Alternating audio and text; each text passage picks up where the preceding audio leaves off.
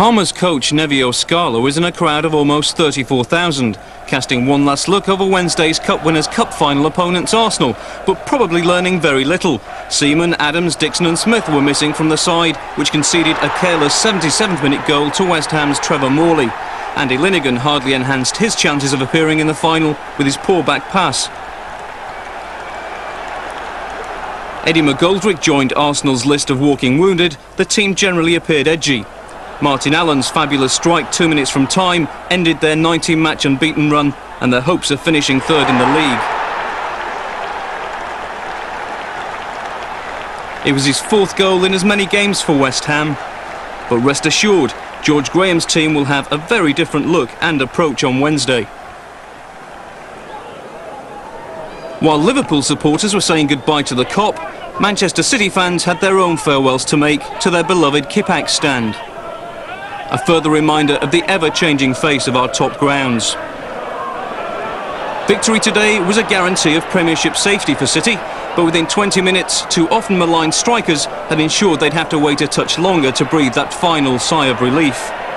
Robert Fleck, until recently a largely forgotten figure at Stamford Bridge, had the easiest of tap-ins for the first goal. Cup final placed at Chelsea are a premium, forward roles in particular.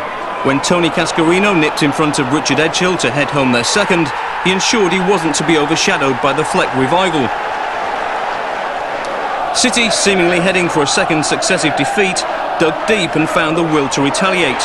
Uwe Rosler connected sweetly with Peter Beagrie's corner to pull one back after 22 minutes.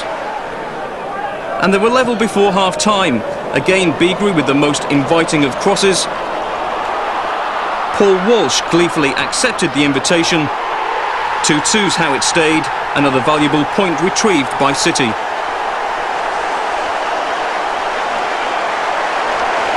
Premiership survival is irretrievable for Swindon, but their attitude to life in the top flight has won them many friends, if not points. Sean Taylor said about totting up a few more on both counts just after the hour mark. And when Q.P.R hit the woodwork for the third time soon after with a shot from Ray Wilkins, it seemed Swindon's luck was most certainly in for once. Swindon had recorded a long-awaited first Premiership win against Q.P.R earlier in the season, but thoughts of a double were short-lived as Les Ferdinand equalised with his 19th goal of the season.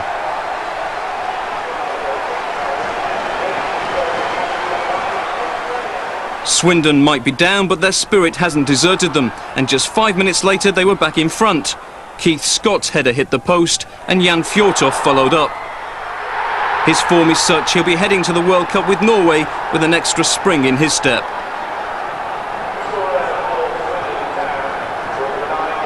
A first away victory was confirmed in the last minute.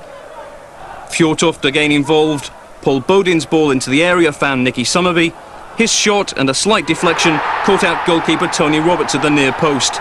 Swindon's only double left Jerry Francis contemplating how relieved he was Q.P.R wouldn't be facing them next season. Right, let's